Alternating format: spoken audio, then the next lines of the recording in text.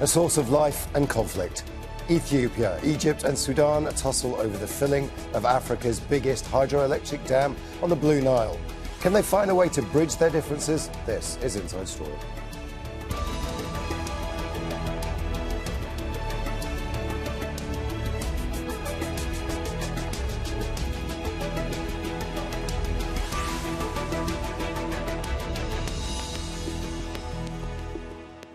Hello and welcome to the programme. I'm Imran Khan. For thousands of years, the Nile has been the backbone of civilizations and a source of conflict. The latest dispute is over the largest hydroelectric dam in Africa, being built in Ethiopia. The government says its $4 billion project on the Blue Nile, near its northern border with Sudan, will provide power to its more than 100 million citizens and create huge opportunities for the economy. Ethiopia wants to start filling the dam in July when its rainy season begins. But Sudan and Egypt downstream first want a legally binding agreement on how long it will take to fill the dam and how it will be operated. The African Union is mediating. Ethiopia's government said on Saturday the parties could finalise an agreement within 2 to 3 weeks. So let's take a closer look at the dispute. Egypt relies on the Nile for more than 90% of its water. It's facing a water shortage and fears the dam could make it worse.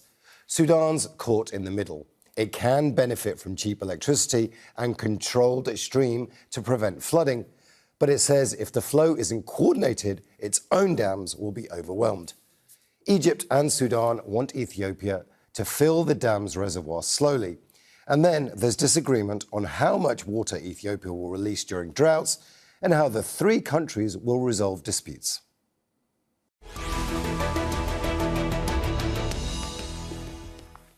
Let's bring in our guests in Addis Ababa, Gideon Asfor, head of the technical committee of the Ethiopian negotiating team. In Washington, D.C., Max Sherkawi, political writer and researcher on Egyptian affairs. And in Khartoum, Osman Al-Tom, former Sudanese Minister of Irrigation and former advisor to the Sudanese negotiating delegation. A warm welcome to you all. I'd like to start in Addis Ababa. This is a negotiation that has been going on for nearly a decade now. Ethiopia clearly wants to make this dam happen. It's very important. 100 million people can be supplied by this dam. However, it keeps faltering on technical aspects as well as political aspects. Can you just talk us through, from Ethiopia's point of view, what the sticking points are? We believe that we've been very transparent in dealing with this issue since 2011. Our partners in Sudan and Egypt have all the essential and relevant design and study documents of the Renaissance Dam. They have been to the field numerous times, including the ministers of Egypt and Sudan. We did all this so that we can instill some transparency to what we do in the construction and design of the dam. We've shown very much of transparency that has not been in the region. So in terms of transparency, in terms of trust building, I think as a responsible member of the international community, we have done our best. Now, we have gone through different phases of negotiation. First, it was about the construction during the period of the IPOE. And then the recommendation of the IPOE had 2 studies to be done. We tried to conduct those studies, but they never materialized. Now we are in the stage of discussing the filling and operation of the Renaissance Dam. Even in that, we have agreed on the stage-based filling of the Renaissance Dam that will take 4 to 7 years of filling. And while knowing that we could have filled the dam in 2 to 3 years, given the hydrology of the Blue Nile, but for the sake of taking the consideration and the concerns of downstream countries, we have extended the filling period up to 7 years. So if it is a wet year, we'll fill it in 4 years. And if it is a dry year, we'll extend it up to 7 years. So as far as we are concerned, that we have taken into consideration almost all of the concerns of the downstream countries. And we have come so far that a few things are remaining to really conclude an agreement. And we very much understand the concerns of the downstream countries, and we hope that they do understand also, since they have built over the years many dams, they do understand also the concern of Ethiopia that it has to fill the dam in time, especially where we are now, where we have very good hydrology in the Blue Nile Basin, and the highest one dam is brimful. Even Lake Victoria is its historical maximum full level. So we shouldn't miss the opportune time where we can start filling the dam with only 10% of the mean annual flow of the Blue Nile is 4.9. So I really don't understand what the real concern of our brothers in Sudan and Egypt. Well, let's bring in Sudan and Egypt. Let's start with Max Shirakawi in DC. Yeah. What are those concerns? What is it? I mean, according to our guest in Addis Ababa, everything is good. We've negotiated an agreement that works. So, what is Egypt's concerns? I believe Egypt's concerned that we cannot trust the Ethiopian, government, and we have other incidents they did with Kenya, with Turkana Lake, and what they did with Kenya, and what they did with Somalia before. I believe when we hear the Ministry of Foreign Affairs said Egypt have to believe us, Egypt have to believe us. No, we don't have to believe you, because you have other incidents that you was doing intentionally harming Kenya and intentionally harming Somalia. So I believe, we cannot trust just words. We trust, treaties, and we trust international laws. We reach, in Washington in January and February, almost 90% of the problems being solved. We have just two problems. We're discussing the mechanism of how to dispute settlements, and how can we manage, the operation of the dam, because we cannot trust the Ethiopian government to manage this dam by itself. So this is by the international law. We are not talking about that we want to enforce our ideas or our, opinions. No, based on 1902 treaty with the Emperor Menelik II. And by the way, in this time, Ethiopia was not under occupation. They are not colonized.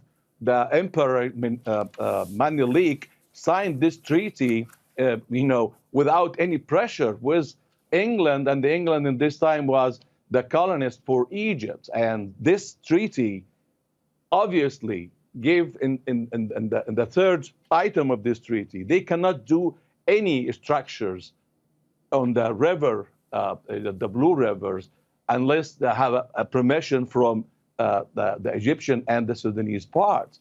So I believe they did not recognize the treaty, and I believe your guest today was fair enough that he did not mention that they do not recognize this treaty, and did not recognize all of this, treaty. They call it as nonsense. It's not nonsense. It's international law. And also, the United Nations in 1997, in the Convention on the Law of Non-Navigational Use of International Water Crossing, in Article 7, obligation not to cause significant harm to any other country join you in this water crossing. You cannot just say it is our river, it is our water. It is not your river, it is not your water. That's a water crossing for several countries, and this is being, guided by international law. And Article 8 from the same, conventions, general obligations to cooperate, water crossing, state shall cooperate on the basis of sovereign equality. Well, let's talk about sovereign. Let's talk about sovereign equality. We have Khartoum. No. They don't have. No. Let's talk about sovereign equality. We do have a guest in Khartoum, Osman El-Tom. Osman, Sudan is one of the countries that will be affected by the building of this dam. What's Sudan's position right now? Sudan position is that since this dam is a hydropower generation dam, it will not have a big effect on the amount of water that is going through to Sudan and then going to Egypt, because the loss is only the evaporation losses, which is about 2 billion meter cube per year, which is about 4% of the long-term average flow of the Blue Nile. This 4% can easily be accommodated because during the filling of GERD, the level of water in the Aswan High Dam, which we refer to as HAD, will be lowered a little bit. And so I expect that the evaporation losses from there will drop from 10 billion cubic meters per year to about 8 billion meter cube per year. So the loss, which is the evaporation losses in GERD, is going to be compensated by the gain that will happen in the High Aswan Dam. So generally speaking, there is not that much loss in the amount of water going through Sudan to Egypt. There are some benefits that we all know. We are all friends and we have been working together for a very long time. Ethiopian is a friend of mine and we have been working together for more than 15 years. And we are all in the same line of technical capabilities. And we know that things can go smoothly. The issue is that the two governments in Egypt and Ethiopia, they are overburdening the issue, especially the initial operation, the initial filling, which Gideon said correctly that it is only 10% of the annual flow of the Blue Nile, and it is only 7% of the total amount of water that is going to be accommodated or stored in GERD. So this issue has never been an issue, this initial filling. The talk during the last 1 or more years was on the stages after that. So for my interest and for Sudan interest, and I could say even for Egypt interest, this initial filling is not a big issue, and it can be passed. But the issue is that it should be part of the whole package. Well, let's bring in Addis Ababa now, Gideon. Gideon, let me just come to you. Egypt says it needs a legally binding agreement, an international framework for this Renaissance dam. Our guest in Khartoum says the problem may not be technical, it may actually be a political problem. Why doesn't Ethiopia give them a fairly standard international agreement? Other countries have done this. Why is Ethiopia seemingly not wanting to sign up? You know, I was surprised with the statement of your guest from Washington. I mean, instead of representing his own country, now he talks about another sovereign country like Kenya and Somalia. I think they're capable of taking care of their business, both the Kenyan government and the Ethiopian government. I don't think we should trade into something which we're not responsible for. The government of Ethiopia and the government of Kenya and the government of Somalia are discussing these issues, so they'll take care that our concern now is the filling and operation of the GERD. It will be helpful to stay in that subject. Let me answer your question directly. There is a dispute resolution mechanism enunciated in the draft agreement.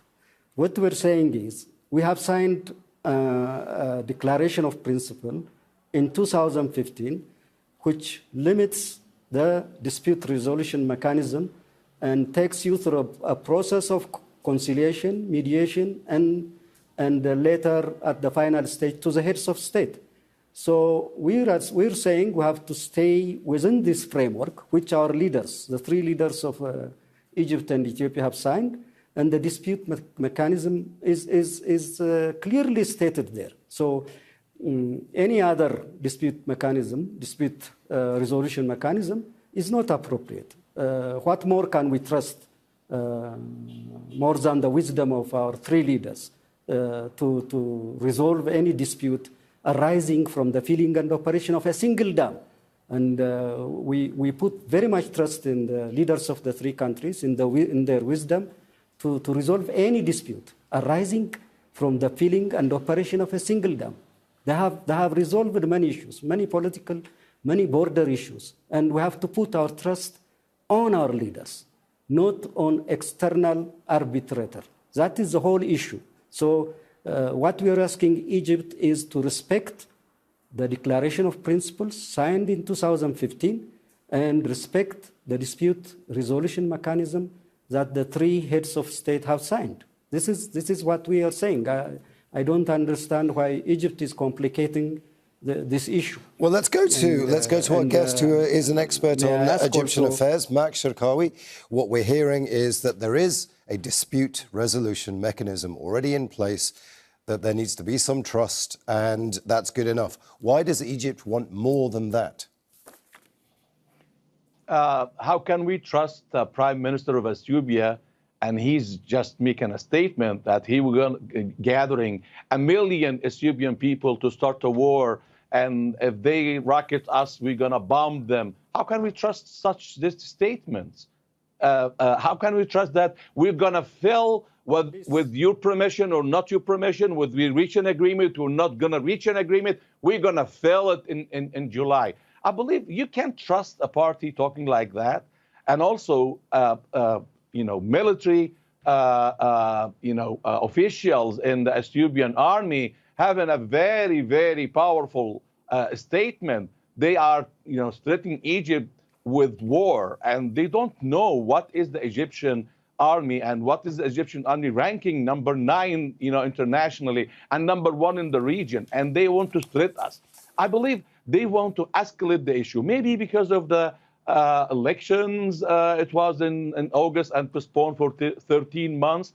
I believe now Mr. Abiy can relax a little bit because he still have 13 months to play with his people. This is not kind of resolving international issues by propaganda statements from prime ministers and from officials in the Ethiopian. I believe we cannot trust this kind of work. And also, he said that we have a mechanism, agreements for disputes, settlement being signed. I believe not. It is not signed. They refused to sign in Washington in January and February. They skipped it, and we was reaching almost 90% solved all the problem. And also, the gentleman from Sudan, he make the calculation. I was, put the numbers. If the numbers not add up, 7%.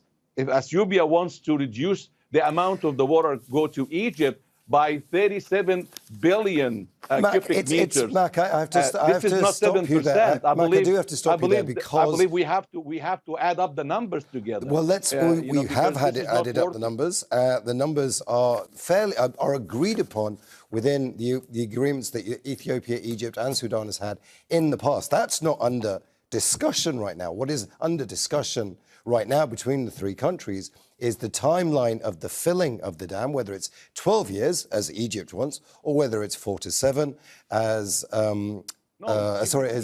Egypt did not say 12 years. No, I'm sorry. No, Egypt. The last agreement in Washington, it was they filling 2 months, July and August, and if they have too much rain, they can fill in September as well. And it takes 4 years, 5 years, 10 years, 16 years, 50 years, takes what it takes. Mac, the point is, it is a very technical agreement that has been made that could well be made, but what's making it more difficult is all of the politics surrounding this. I want to come back to our guest I want to come back to Gideon in Addis Ababa.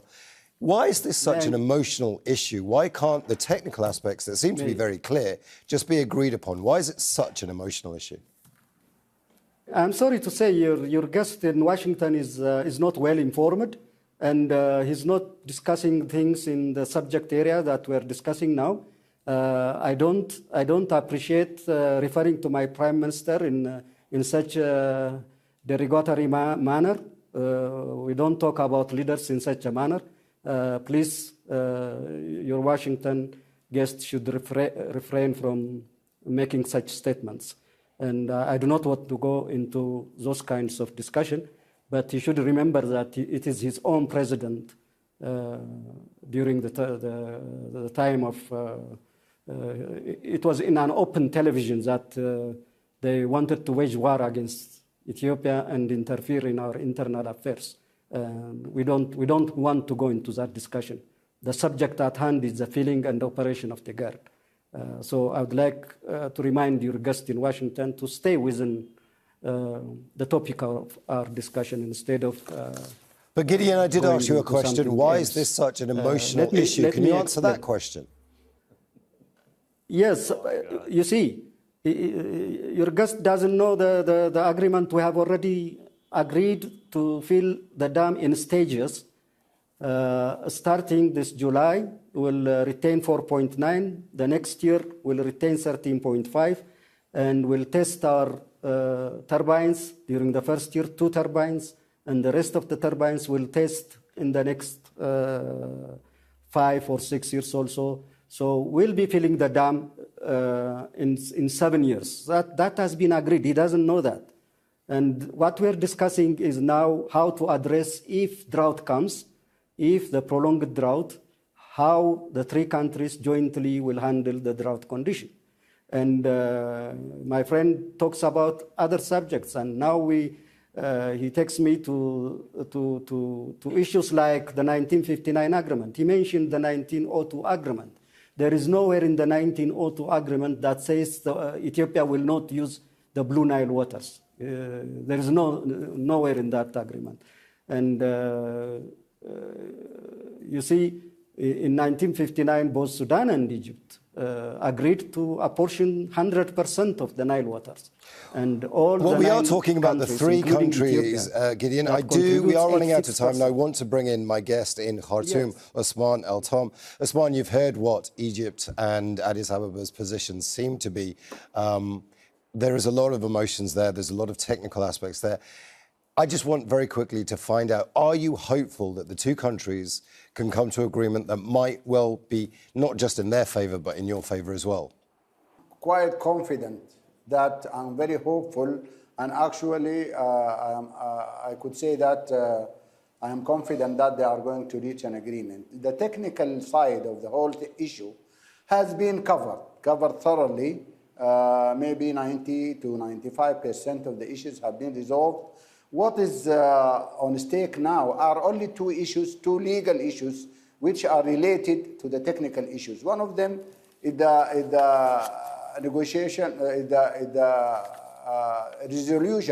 resolution of conflicts.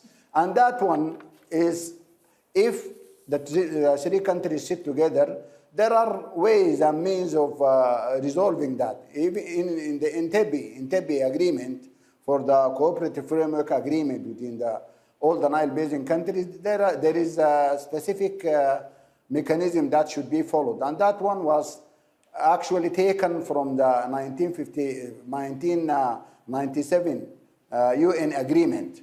More than that, I think even the day before yesterday, when the heads of states have met virtually about the system, I think the issue, I think that is an expression of how the Africans can deal with their issues. Even the African Union, they have a mechanism for resolving conflicts, and that can be resolved too. So I think that matter of resolution of conflicts can easily, if the legal people and the technical people sit together, and I hope that they are going to start today at 4 o'clock. I hope they are going to solve it very quickly. There are so many examples. I don't want to take the time on that one. The other issue is the communication mechanism. I'm sorry, Osman El-Tom in Khartoum. We are actually out of time. Now, I want to thank all of our guests, Gideon Asfor, Max Shirkawi and Osman El-Tom, and thank you for watching. Now, you can see the programme again anytime by visiting our website, aljazeera.com. And for further discussion, go to our Facebook page. That's facebook.com/AJ Inside Story. And you can also join the conversation on Twitter. We are at AJ Inside Story. From me, Imran Khan, and the entire team here in Doha, bye for now.